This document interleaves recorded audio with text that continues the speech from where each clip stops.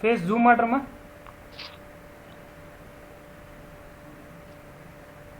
ಹಾಂ ರೀ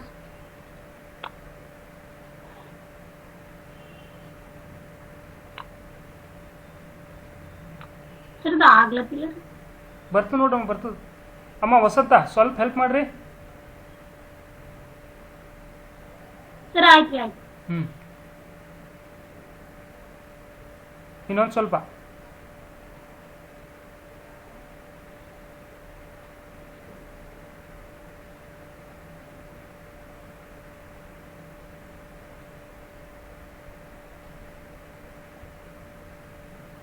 ಸರ್ ಇನ್ನೂ ಝೂಮ್ ಮಾಡಿರಿ. ಇಲ್ಲಿಲ್ಲ, ರೊಟೇಟ್ ಮಾಡ್ರಮ್ಮ, ಸ್ಕ್ರೀನ್ ರೊಟೇಟ್ ಮಾಡ್ರಿ. ಸರ್ ಮೇ ಬಿ ಬರಲ್ಲ ಅನ್ನಿಸ್ತದ್ರಿ. ಇಲ್ಲ, ನೀವು ಮಾಡಿದಾರಲ್ರಿ ಎಲ್ಲರೂ. ಸ್ಕ್ರೀನ್ ರೊಟೇಷನ್ ಸರ್ ಕರೆಕ್ಟ್ ಬರ್ಲತ್ತಿಲ್ರಿ. Screen rotate. ಸರ್ ಇವಾಗ ಕರೆಕ್ಟ್ ಬಂತು. ಹಾಂ, ಬಂತು. ಹಾಂ ರೀ.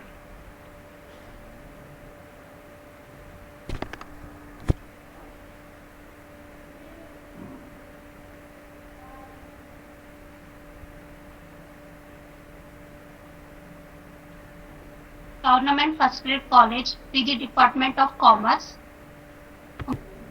Legal requirements. ಫಸ್ಟ್ ನಾವು ಫೈನಾನ್ಷಿಯಲ್ ಸ್ಟೇಟ್ಮೆಂಟ್ಸ್ ಅನ್ನ ಅಕೌಂಟಿಂಗ್ ಸ್ಟ್ಯಾಂಡರ್ಡ್ ಪ್ರಕಾರನೇ ಪ್ರಿಪೇರ್ ಮಾಡಬೇಕು. ಆಸ್ ಪರ್ ಅಕೌಂಟಿಂಗ್ ಸ್ಟ್ಯಾಂಡರ್ಡ್ಸ್ ಏನ್ ರೂಲ್ಸ್ ಅಂಡ್ ರೆಗ್ಯುಲೇಷನ್ಸ್ ಇದಾವಲ್ಲ ಅದ್ರ ಪ್ರಕಾರನೇ ನಾವು ಫೈನಾನ್ಷಿಯಲ್ ಸ್ಟೇಟ್ಮೆಂಟ್ಸ್ ಪ್ರಿಪೇರ್ ಮಾಡಬೇಕು. ದೆನ್ ಅದು ಅಕೌಂಟಿಂಗ್ ಸ್ಟ್ಯಾಂಡರ್ಡ್ಸ್ ಪ್ರಕಾರ ಪ್ರಿಪೇರ್ ಮಾಡಲಾರ್ದೆ ಶೆಡ್ಯೂಲ್ 3 ಪ್ರಕಾರ then accounting companies act 2013 schedule 3 ಪ್ರಕಾರ ನಾವು ಫೈನಾನ್ಷಿಯಲ್ ಸ್ಟೇಟ್ಮೆಂಟ್ಸ್ ರೆಡಿ ಮಾಡಬೇಕು. ದೆನ್ ನಾವು ರೆಡಿ ಮಾಡಿದ್ದು financial statements annual general meeting issue ಮಾಡಬೇಕು. In case of holding company ಇದ್ರ ನಾವೇನಾದ್ರೂ ಹೋಲ್ಡಿಂಗ್ ಕಂಪನಿ ಆಗಿದ್ರೆ, ಹೋಲ್ಡಿಂಗ್ ಕಂಪನಿ ಮೀನ್ಸ್ ಹೋಲ್ಡಿಂಗ್ ಕಂಪನಿಗೆ ಪೇರೆಂಟ್ ಕಂಪನಿ ಅಂತ ಕರೀತಾರ. ಹೋಲ್ಡಿಂಗ್ ಕಂಪನಿ ಅಂತಂದ್ರೆ ನಮ್ದು ಯಾವ್ದಾದ್ರು ಸಬ್ಸಿಡರೀಸ್ ಇದ್ರೆ, ದೆನ್ ಅಸೋಸಿಯೇಟ್ಸ್ ಇದ್ರೆ, ಜಾಯಿಂಟ್ ವೆಂಚರ್ಸ್ ಇದ್ರೆ. ಹೋಲ್ಡಿಂಗ್ ಕಂಪನಿ ಅಂತಂದ್ರೆ ನಾವು ಬೇರೆ ಯಾವುದೇ ಕಂಪನಿದಾಗ 51% ಗಿಂತ ಜಾಸ್ತಿ ಶೇರ್ ಪರ್ಚೇಸ್ ಮಾಡಿದ್ರೆ ಅವಾಗ ನಾವು ಹೋಲ್ಡಿಂಗ್ ಕಂಪನಿ ಆಗ್ತೀವಿ. ಪರ್ಚೇಸ್ ಮಾಡಿದ್ದು ಕಂಪನಿ ಸಬ್ಸಿಡರಿ ಕಂಪನಿ ಆಗಿರ್ತದೆ, ಅದು ನಮ್ದು ಸಬ್ಸಿಡರಿ ಕಂಪನಿ ಆಗಿರ್ತದೆ. ಒಂದ್ ವೇಳೆ ನಾವು ಹೋಲ್ಡಿಂಗ್ ಕಂಪನಿ ಆಗಿದ್ರೆ ನಾವು ಎಡಿಷನಲಿ ಆಗಿ ನಮ್ಮ ಕಂಪನಿದು ಫೈನಾನ್ಷಿಯಲ್ ಸ್ಟೇಟ್ಮೆಂಟ್ಸ್ ಅಲ್ಲದೆ subsidiaries, joint ventures and associates consolidate. Explanation slow ಬರಲಿ.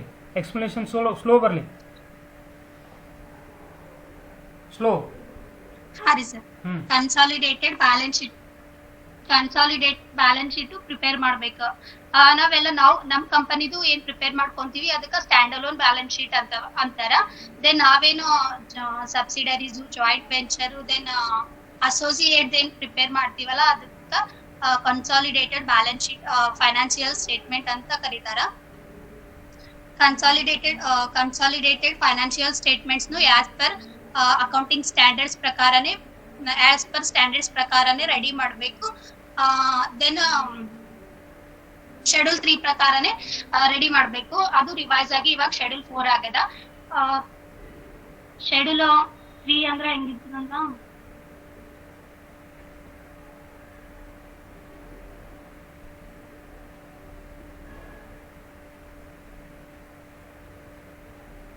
ಸರ್ ಕಾಣಿಸ್ಲತ್ತದ್ರಿ?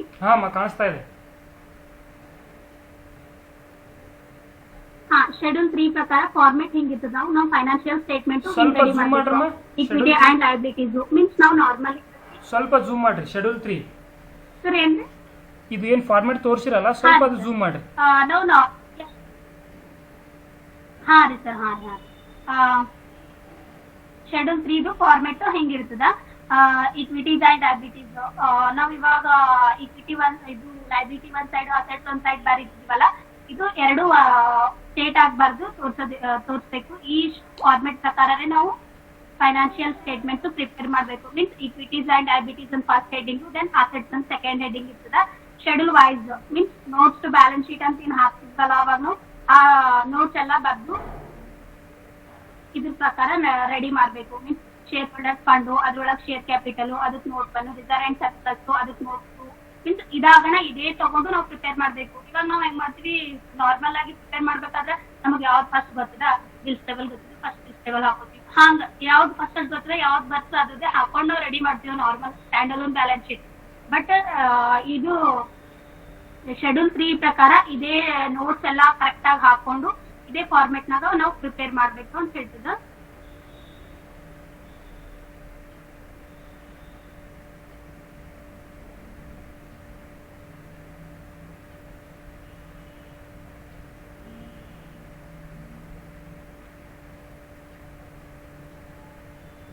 ಶೆಡ್ಯೂಲ್ 3 ಪ್ರಕಾರ ಕನ್ಸಾಲಿಡೇಟೆಡ್ ಬ್ಯಾಲೆನ್ಸ್ ಶೀಟ್ ನು ಪ್ರಿಪೇರ್ ಮಾಡಬೇಕು.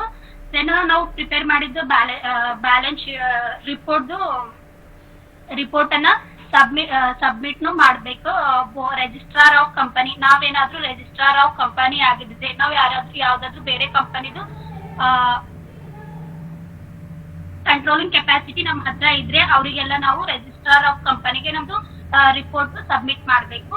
ದೆನ್ ಲೀಗಲ್ ರಿಕ್ವೈರ್ಮೆಂಟ್ಸ್ ಅಲ್ಲಿ first one board approval. First ನಾವು ಕನ್ಸಾಲಿಡೇಟೆಡ್ ಫೈನಾನ್ಷಿಯಲ್ ಸ್ಟೇಟ್ಮೆಂಟ್ಸ್ ಪ್ರಿಪೇರ್ ಮಾಡಿದ್ಮ್ಯಾಗ ಬೋರ್ಡ್ ಅಪ್ರೂವಲ್ ತಗೋಬೇಕು. ಬೋರ್ಡ್ ಅಪ್ರೂವಲ್ ತಗೊಳ್ಳಾರ್ದೆ ನಾವು ಫೈನಾನ್ಷಿಯಲ್ ರಿಪೋರ್ಟ್ ಇಶ್ಯೂ ಮಾಡ್ಲಕ್ಕ ಬರಲ್ಲ.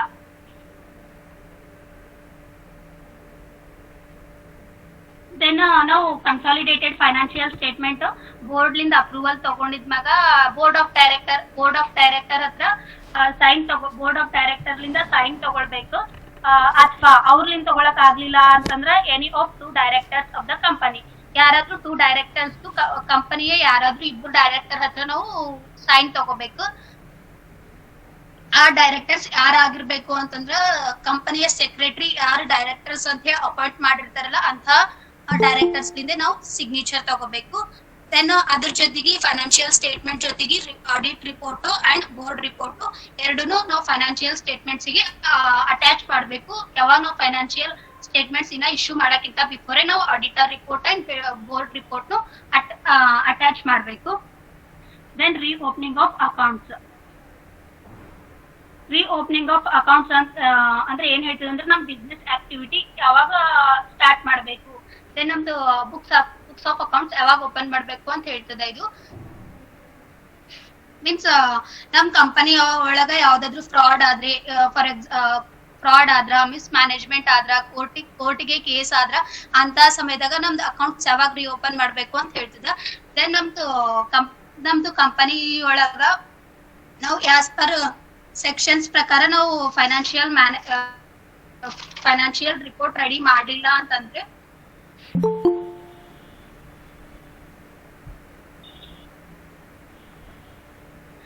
ಅಕೌಂಟಿಂಗ್ ಸ್ಟ್ಯಾಂಡರ್ಡ್ಸ್ ಪ್ರಕಾರ ನಾವು ರೆಡಿ ಮಾಡ್ಬೇಕು. ಒಂದ್ ವೇಳೆ ಅವ್ರು ಬೋರ್ಡ್ ಅವ್ರು ಕೊಟ್ಟಿರ್ತಕ್ಕಂಥ ಪ್ರೆಸ್ಕ್ರೈಬ್ಡ್ ಫಾರ್ಮೆಟ್ ನಾಗ ನಾವು ಫೈನಾನ್ಷಿಯಲ್ ರಿಪೋರ್ಟ್ ರೆಡಿ ಮಾಡ್ಲಿಲ್ಲ, ಫೈನಾನ್ಷಿಯಲ್ ಸ್ಟೇಟ್ಮೆಂಟ್ಸ್ ರೆಡಿ ಮಾಡ್ಲಿಲ್ಲ ಅಂತಂದ್ರೆ ಕಂಪನಿ ಅವರು ಒಂದ್ ವೇಳೆ ನಮ್ಗ ಅಕೌಂಟ್ಸ್ ರಿವೈಸ್ ಮಾಡಂತಂದ್ರೆ ನಾವು ಆ ಅಕೌಂಟ್ಸ್ ರಿವೈಸ್ ಮಾಡ್ಬೇಕು.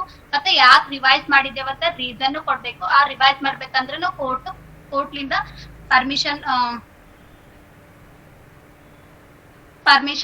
ಪರ್ಮಿಷನ್ ತಗೊಳ್ಬೇಕು. ನಾವು ಅವ್ರು ಕೊಟ್ಟಿರ್ತಕ್ಕಂಥ ಪ್ರೆಸ್ಕ್ರೈಬ್ಡ್ ಫಾರ್ಮೆಟ್ ನಾಗೆ ರೆಡಿ ಮಾಡಿರ್ಬೇಕು. Accounting standards use ಮಾಡ್ಕೊಂಡಿರ್ಬೇಕು.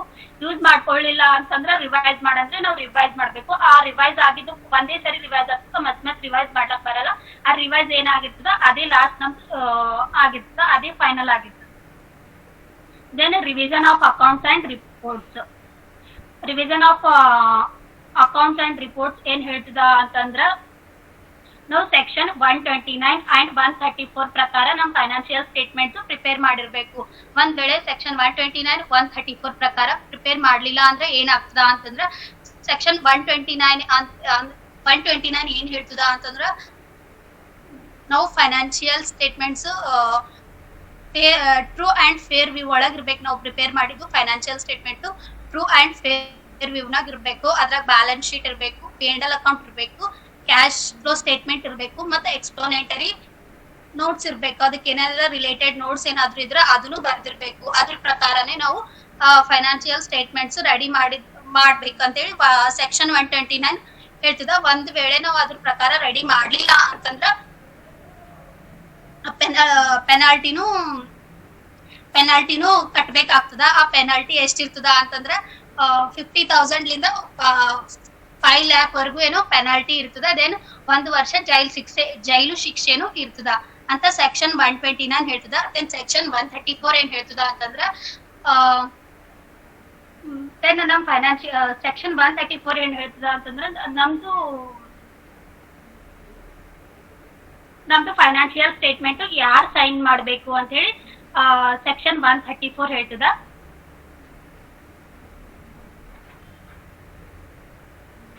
ಸೆಕ್ಷನ್ 134 ಏನ್ ಹೇಳ್ತದ ಅಂದ್ರೆ ನಮ್ದು ಯಾರು ಸೈನ್ ಮಾಡ್ಬೇಕು ನಮ್ದು ಫೈನಾನ್ಷಿಯಲ್ ಸ್ಟೇಟ್ಮೆಂಟ್ಸ್ ಅಂತ ಸೆಕ್ಷನ್ 134 ಅಲ್ಲಿ ಹೇಳ್ತಾರ. ಮೀನ್ಸ್ ಡೈರೆಕ್ಟರ್ ಆಫ್ ಕಂಪನಿ ಅವರು ನಮ್ದು ಫೈನಾನ್ಷಿಯಲ್ ರಿಪೋರ್ಟ್ ಸೈನ್ ಮಾಡ್ಬೇಕು. ಮೀನ್ಸ್ ಫೈನಾನ್ಷಿಯಲ್ ಸ್ಟೇಟ್ಮೆಂಟ್ಸ್ ಇದು ಮಾಡ್ಬೇಕು ಅಂತ ಹೇಳ್ತಾರ. ಒಂದ್ ವೇಳೆ ನಾವು ಸೆಕ್ಷನ್ 129 134 ಪ್ರಕಾರ ಪ್ರಿಪೇರ್ ಮಾಡ್ಲಿಲ್ಲ ಅಂತಂದ್ರ ನಾವು ಆ ಅಕೌಂಟ್ಸ್ ರಿವಿಷನ್ ಮಾಡ್ಬೇಕು. ಆ ರಿವಿಷನ್ ಮಾಡ್ಲಕ್ಕ ನಮ್ಗ 3 ಪ್ರಿಸೀಡಿಂಗ್ ಇಯರ್ಸ್ ಟೈಮ್ ಇರ್ತದ. ಆ ಪ್ರಿಸೀಡಿಂಗ್ ಇಯರ್ಸ್ ನಾಗ ಆ 3 ಪ್ರಿಸೀಡಿಂಗ್ ಇಯರ್ಸ್ ಒಳಗಾಗಿ ನಾವು ಅಕೌಂಟ್ಸ್ ರಿವೈಸ್ ಮಾಡ್ಕೋಬೇಕು. ದೆನ್ ಅದೇ ರೀತಿ ಆಡಿಟರ್ಸ್ ರಿಪೋರ್ಟ್ ಸಹ ಆಡಿಟರ್ಸ್ ಲಿಂದ ಯಾರ್ಯಾರ ಆಡಿಟರ್ಸ್ ಚೇಂಜ್ ಆಗಿರ್ತಾರ, ಆಮೇಲೆ ಎಷ್ಟು ಜನ ಆಡಿಟರ್ಸ್ ಚೇಂಜ್ ಆಗಿರ್ತಾರ ಅವ್ರದೆಲ್ಲ ಕನ್ಸರ್ಟ್ ತಗೋಬೇಕು. ತಗೊಂಡು ರಿಜಿಸ್ಟ್ರಾರ್ ಆಫ್ ಎ ಕಂಪನಿ ಅವರಿಗೂ ನಾವು ರಿವೈಸ್ ಮಾಡಿದ್ದು ಕಾಪಿ ಕೊಡ್ಬೇಕು.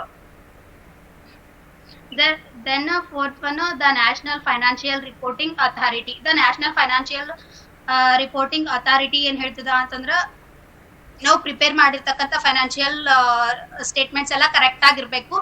ಕರೆಕ್ಟ್ ಆಗಿರ್ತದ ಇಲ್ಲ ಅಂತ ಹೇಳಿ ಇದು national financial reporting authority check ಮಾಡ್ತದ. ದೆನ್ ನಮ್ದು ಏನಾದ್ರೂ ಪ್ರಾಬ್ಲಮ್ಸ್ ಆದ್ರೆ, ನಮ್ಮ ಹತ್ರ ಫೈನಾನ್ಷಿಯಲ್ ಸ್ಟೇಟ್ಮೆಂಟ್ಸ್ ಅಲ್ಲಿ ಏನಾದ್ರೂ ಪ್ರಾಬ್ಲಮ್ಸ್ ಆದ್ರೆ ಇದು ನ್ಯಾಷನಲ್ ಫೈನಾನ್ಷಿಯಲ್ ರಿಪೋರ್ಟಿಂಗ್ ಅಥಾರಿಟಿ ನಮಗ್ ಹೆಲ್ಪ್ ಮಾಡ್ತದ. ನಾವ್ ಯಾವ ರೀತಿ ಡಾಕ್ಯುಮೆಂಟ್ಸ್ ಎಲ್ಲ ಯಾವ ರೀತಿ ರೆಡಿ ಮಾಡ್ಕೋಬೇಕು, ಏನಾದ್ರೂ ತಪ್ಪಾದ್ರೆ ಅದು ನ್ಯಾಷನಲ್ ಫೈನಾನ್ಷಿಯಲ್ ರಿಪೋರ್ಟಿಂಗ್ ಅಥಾರಿಟಿ ನಮಗ್ ಅದ್ರಾಗ ಹೆಲ್ಪ್ ಮಾಡ್ತದ. ದೆನ್ ಅಕೌಂಟಿಂಗ್ ಸ್ಟ್ಯಾಂಡರ್ಡ್ಸ್ ಪ್ರಕಾರನೇ ನಾವು ನಮ್ದು ಫೈನಾನ್ಷಿಯಲ್ ಸ್ಟೇಟ್ಮೆಂಟ್ಸ್ ಪ್ರಿಪೇರ್ ಮಾಡ್ಬೇಕು. ನಮ್ದಷ್ಟೇ ಅಲ್ಲ, ದೆನ್ ನಮ್ದು ಕನ್ಸಾಲಿಡೇಟೆಡ್ ಫೈನಾನ್ಷಿಯಲ್ ಸ್ಟೇಟ್ಮೆಂಟ್ಸ್ ಏನಿರ್ತಾವಲ್ಲ ಅವನು ಸಹ ಅಕೌಂಟಿಂಗ್ ಸ್ಟ್ಯಾಂಡರ್ಡ್ಸ್ ಪ್ರಕಾರನೇ ಪ್ರಿಪೇರ್ ಮಾಡ್ಬೇಕಂತ ಹೇಳ್ತದ. Then board report and directors responsibility statement. Board report ಇದ್ರೊಳಗೆ ಏನ್ ಹೇಳ್ತಾರ ಅಂದ್ರ MGT 9 ಫಾರ್ಮ್ ಅಂತ ಇರ್ತದ. ಆ MGT 9 ಫಾರ್ಮ್ ಒಳಗ ಎಲ್ಲಾನು ಇನ್ಫಾರ್ಮೇಶನ್ ಫಿಲ್ಅಪ್ ಮಾಡ್ಬೇಕು. ಅದ್ರೊಳಗೆ ಏನೇನ್ ಫಿಲ್ಅಪ್ ಮಾಡೋದಿರ್ತದ ಅಂತಂದ್ರ ನಾವ್ ಎಷ್ಟು ನಂಬರ್ ಆಫ್ ಮೀಟಿಂಗ್ಸ್ ಹೆಲ್ಡ್ ಮಾಡಿದೇವಿ, ನಮ್ಮಲ್ಲಿ ಇಂಡಿಪೆಂಡೆಂಟ್ ಡೈರೆಕ್ಟರ್ಸ್ ಅದಾರ ಏನಿಲ್ಲ, ದೆನ್ ರೆಮ್ಯುನರೇಷನ್ ಏನದ, ಇಂಡಿಪೆಂಡೆಂಟ್ ಡೈರೆಕ್ಟರ್ಸ್ ಅಪಾಯಿಂಟ್ಮೆಂಟ್ ಏನದ, ಕಂಪನಿ ಅಫೇರ್ಸ್ ಏನ್ ನಡಿಲತ್ತವ, ದೆನ್ ಡಿವಿಡೆಂಡ್ ರೆಕಮೆಂಡೇಶನ್ ಏನಾದ್ರು ಇದ್ರ ಅದೆಲ್ಲ ಅದ್ರೊಳಗ ಫಿಲ್ಅಪ್ ಮಾಡಿ ಫೈನಾನ್ಷಿಯಲ್ ಸ್ಟೇಟ್ಮೆಂಟ್ಸ್ ಗೆ ಅಟ್ಯಾಚ್ ಮಾಡೋದಿರ್ತದ. ದೆನ್ ಡೈರೆಕ್ಟರ್ಸ್ ರೆಸ್ಪಾನ್ಸಿಬಿಲಿಟಿ ಸ್ಟೇಟ್ಮೆಂಟ್ಸ್ ಅಂದ್ರ ಈ ಸ್ಟೇಟ್ಮೆಂಟ್ ಒಳಗೆ ಏನಿರ್ತದ ಅಂದ್ರ ಡೈರೆಕ್ಟರ್ಸ್ ರೆಸ್ಪಾನ್ಸಿಬಿಲಿಟಿ ಏನಿರ್ತದ ಅಂದ್ರ ಇವ್ರ ಲಾ ಪ್ರಕಾರ ರೆಡಿ ಮಾಡ್ಯಾರ ಏನಿಲ್ಲ, ಅಕೌಂಟ್ಸ್ ಲಾ ಪ್ರಕಾರ ಅದಾವ ಏನಿಲ್ಲ, ದೆನ್ ಯಾವ್ಯಾವ ಪಾಲಿಸೀಸ್ ಯೂಸ್ ಮಾಡ್ಯಾರ, ಯಾವ್ಯಾವ ಮೆಜರ್ಸ್ ಕಂಡಕ್ಟ್ ಮಾಡ್ಯಾರ ಇವ್ರದ್ದು, ಮತ್ತೆ ನಮ್ದು ಅಕೌಂಟ್ಸ್ ಗೆ ಯಾವ ರೀತಿ ಪ್ರೊಟೆಕ್ಷನ್ ಇಟ್ಕೊಂಡಾರ. ಮೀನ್ಸ್ ನಾಳೆ ನಮ್ದು ಕಂಪನಿ ಮೇಲೆ ಏನಾದ್ರು ಕೇಸ್ ಆದ್ರೆ ಅವ್ರಿಗೆ ಲೀಗಲ್ ಎವಿಡೆನ್ಸ್ ಅದನ ಇಲ್ಲ, ಇದೆಲ್ಲ ರೆಸ್ಪಾನ್ಸಿಬಿಲಿಟಿ ಡೈರೆಕ್ಟರ್ಸ್ ರೆಸ್ಪಾನ್ಸಿಬಿಲಿಟಿ ಸ್ಟೇಟ್ಮೆಂಟ್ಸ್ ಒಳಗ ಇರ್ತದ. ದೆನ್ MGT 9 ಫಾರ್ಮ್ ಹೆಂಗಿರ್ತದ ಅಂತ ಹೇಳ್ತೀನಿ.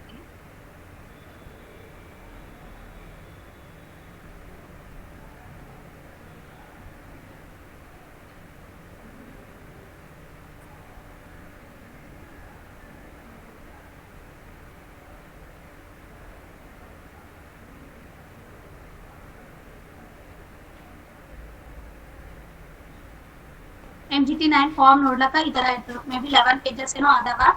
ಎಲ್ಲ ಹೋಲ್ ಅಂಡ್ ಸೋಲ್ ಎಲ್ಲಾನು ನಾವು ಇದ್ರೊಳಗ ಫಿಲ್ಅಪ್ ಮಾಡ್ಬೇಕು. ನಮ್ದು ಏನೇನ್ ಅದ ಬೋರ್ಡ್ ರಿಪೋರ್ಟ್ ಒಳಗ ಎಲ್ಲಾನು ಇದ್ರೊಳಗ ಮಾಡ್ಬೇಕು, ಫಿಲ್ಅಪ್ ಮಾಡ್ಬೇಕು.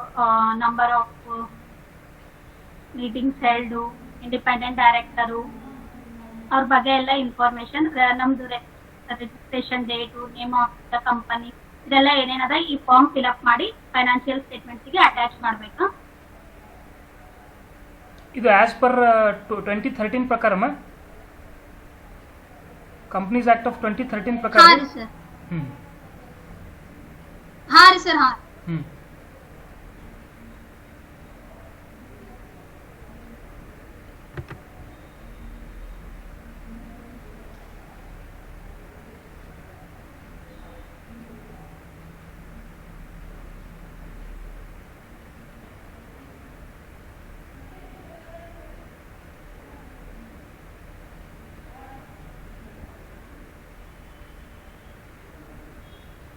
Next right of members.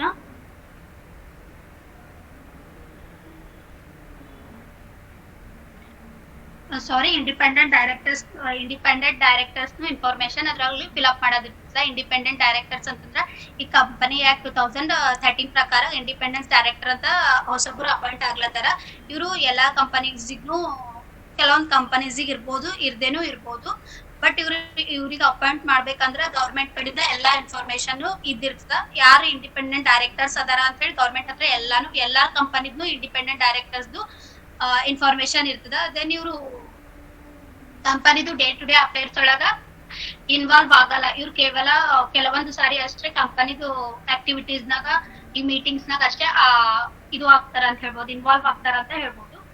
Then next right of members ಅಂತಂದ್ರ ಡೈರೆಕ್ಟರ್ಸ್ ಆಗಿರಬಹುದು, ಸ್ಟೇಕ್ ಹೋಲ್ಡರ್ಸ್ ಆಗಿರ್ಬೋದು, ಅವ್ರಿಗೆ ರೈಟ್ ಆಫ್ ಮೆಂಬರ್ಸ್ ಅಂತ ಅಂತಾರ. ನಾವು ಏನ್ ಪ್ರಿಪೇರ್ ಮಾಡಿರ್ತೀವಲ್ಲ ಫೈನಾನ್ಷಿಯಲ್ ಸ್ಟೇಟ್ಮೆಂಟ್ಸ್ ಬಿಫೋರ್ 21 days ಒಳಗಾಗಿ ಅವ್ರಿಗೆ ನಾವು ಸಬ್ಮಿಟ್ ಮಾಡ್ಬೇಕು. ಅದು ಸಬ್ಮಿಟ್ ಮಾಡೋದು, ಅದು ಪಡ್ಕೊಳ್ಳೋ ರೈಟ್ಸ್ ಸ್ಟೇಕ್ ಹೋಲ್ಡರ್ಸಿಗಾಗ್ಲಿ ಡೈರೆಕ್ಟರ್ಸಿಗಾಗ್ಲಿ ಅದ ಅಂತ ಹೇಳ್ಬೋದು. Then filing of financial statements, ನಾವ್ ಏನ್ ಪ್ರಿಪೇರ್ ಮಾಡಿದ್ದೇವಲ್ಲ financial statements, auditor report, then directors report ಎಲ್ಲಾನು ಅದೆಲ್ಲಾನು ನಾವು 30 days before annual general meeting ನಡೆಯೋಕ್ಕಿಂತ 30 days ಬಿಫೋರ್ ನಾವು ಫೈನಾನ್ಷಿಯಲ್ ಸ್ಟೇಟ್ಮೆಂಟ್ಸ್ ಅಲ್ಲಿ ಅಟ್ಯಾಚ್ ಮಾಡ್ಬೇಕಂತ ಹೇಳ್ತದ. ಆಯ್ತು ಸರ್, ಲೀಗಲ್ ರಿಕ್ವೈರ್ಮೆಂಟ್ಸ್ ಇಷ್ಟೇ. ದೆನ್ ಸೆಕೆಂಡ್ ಒನ್ ಬಂದ್ಬಿಟ್ಟು difference between financial reporting and financial accounting.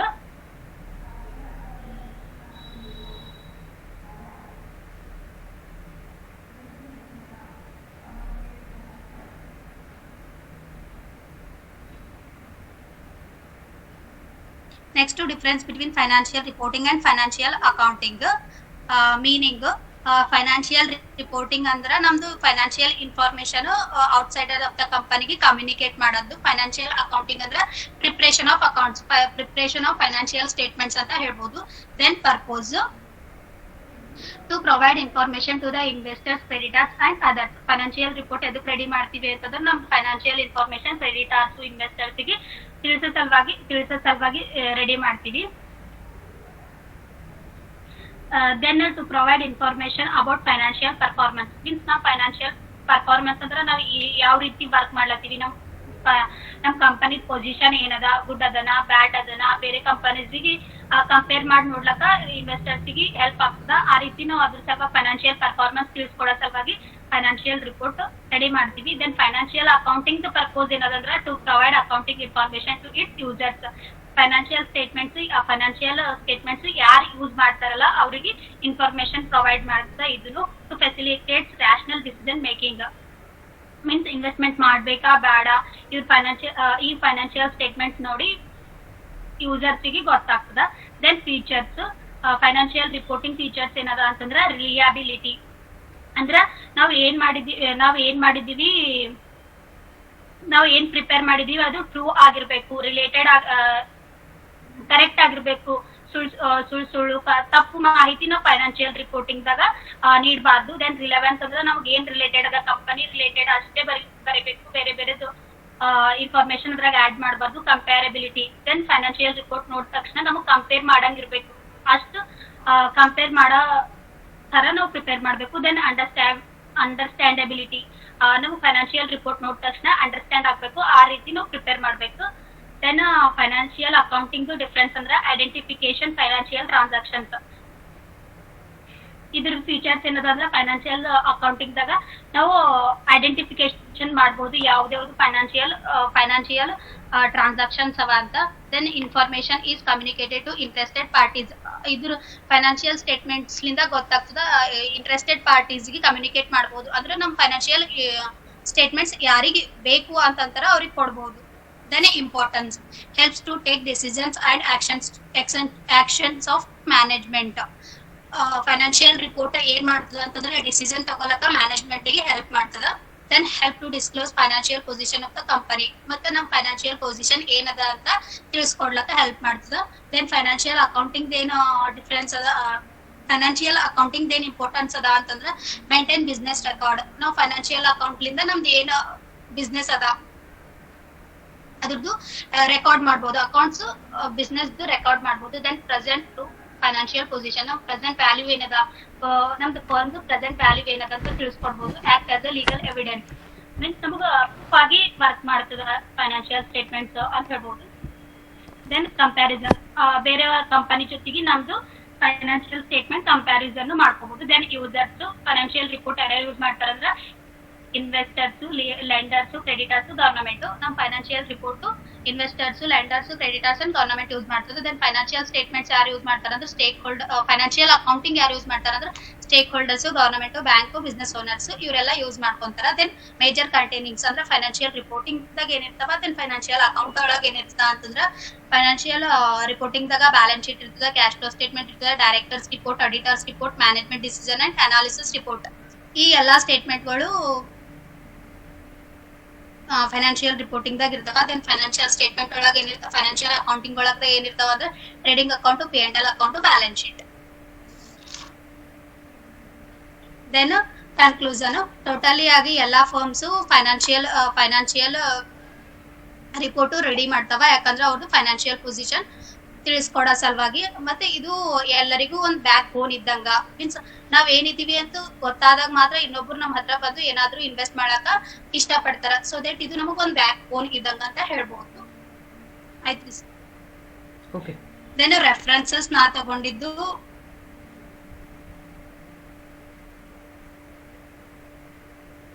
Legal requirements ತಗೊಂಡಿದ್ದು advance accounting by Tulsian. Then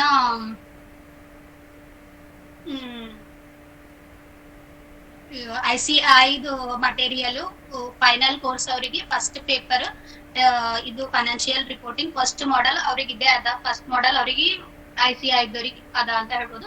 then difference ನಾನೇ ಬರ್ತಿದ್ದೆ. Okay. Yeah, any other questions from the audience? Any questions?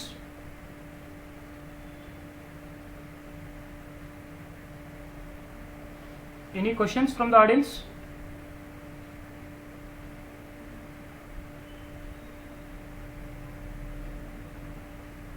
ಅಮ್ಮ ಕೀರ್ತಿ ಕೇಳಿಸ್ತಾ ಇದ್ದಾರೆ? ಕೀರ್ತಿ ಕೇಳಿಸ್ತಾ ಇದ್ದಮ್ಮ? ಹಾ ರೀ sir. Any questions? Sir question ಅಂತಂದ್ರೆ ನಮ್ಗೆ ಕನ್ಸಾಲಿಡೇಟ್ ಬ್ಯಾಲೆನ್ಸ್ ಶೀಟ್ ಅಂದ್ರಿ, ಅದನ್ನ ಬ್ಯಾಲೆನ್ಸ್ ಶೀಟ್ ಡಿಫ್ರೆನ್ಸ್ ಇರ್ತದೇನ? ಎರಡು ಸೇಮ್ ರೀ ಸರ್? ಕನ್ಸಾಲಿಡೇಟೆಡ್ ಬ್ಯಾಲೆನ್ಸ್ ಶೀಟ್ ಮತ್ತೆ ಬ್ಯಾಲೆನ್ಸ್ ಶೀಟ್ ಏನಾದರೂ ಡಿಫ್ರೆನ್ಸ್ ಅದರಮ್ಮ ಕವಿತಾ? ಹಾಗೆ ಸರ್, ಕನ್ಸಾಲಿಡೇಟೆಡ್ ಬ್ಯಾಲೆನ್ಸ್ ಶೀಟ್ ಅಂತಂದ್ರೆ ಹೋಲ್ಡಿಂಗ್ ಕಂಪನಿ ಅದ್ರ ಸಬ್ಸಿಡರೀಸ್ ಕಂಪನಿದು ಬ್ಯಾಲೆನ್ಸ್ ಶೀಟ್ ಪ್ರಿಪೇರ್ ಮಾಡ್ತಾ. ಸ್ಟ್ಯಾಂಡ್ ಅಲೋನ್ ಬ್ಯಾಲೆನ್ಸ್ ಶೀಟ್ ಅಂದ್ರೆ ನಮ್ ಕಂಪನಿ ನಾವೇ ಪ್ರಿಪೇರ್ ಮಾಡ್ಕೋಬಹುದು. For example A and B. A ಅನ್ನೋದು B ಹತ್ರ ಶೇರ್ಸ್ ಪರ್ಚೇಸ್ ಮಾಡದ ಎಷ್ಟು ಮೋರ್ ದೆನ್ 51%. ಅವಾಗ ಇದು A ಕಂಪನಿ ಅದ್ರದಷ್ಟೇ ಬ್ಯಾಲೆನ್ಸ್ ಶೀಟ್ ಅಲ್ಲದೆ B ಕಂಪನಿದು ಪ್ರಿಪೇರ್ ಮಾಡ್ತಾರ. ಅದಕ್ಕೆ ಕನ್ಸಾಲಿಡೇಟೆಡ್ ಬ್ಯಾಲೆನ್ಸ್ ಶೀಟ್ ಅಂತ ಕರೀತಾರ. ಸೇಮೇ ಇರ್ತದ, ಅದಕ್ಕೆ ಏನಿಲ್ಲ. ಇದಕ್ಕೇನ್ ಅಪ್ಲೈ ಆಗ್ತಾವ, ಅಕೌಂಟಿಂಗ್ ಸ್ಟ್ಯಾಂಡರ್ಡ್ ಅದಕ್ಕೂ ಅಪ್ಲೈ ಆಗ್ತದ, ಶೆಡ್ಯೂಲ್ 3 ಇದಕ್ಕೂ ಅಪ್ಲೈ ಆಗ್ತದ, ಅದಕ್ಕೂ ಅಪ್ಲೈ ಆಗ್ತದ. ಅಷ್ಟೇ ಹೋಲ್ಡಿಂಗ್ ಕಂಪನಿ ಸಬ್ಸಿಡರೀಸ್ ಕಂಪನಿದು ಪ್ರಿಪೇರ್ ಮಾಡಿದ್ರೆ ಅದಕ್ಕೆ ಕನ್ಸಾಲಿಡೇಟೆಡ್ ಬ್ಯಾಲೆನ್ಸ್ ಶೀಟ್ ಅಂತ ಕರೀತಾರೆ. Yes, any other questions? Vasantha ಕೇಳಿಸ್ತಾ ಇದ್ದಮ್ಮ? ವಸಂತ?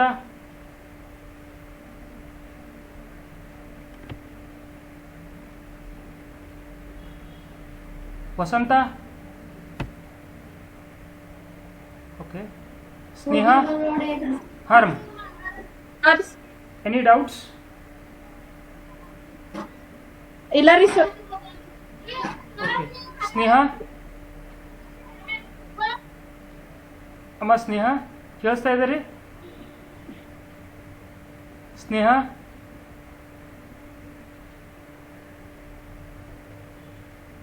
ಸ್ನೇಹ ಓಕೆ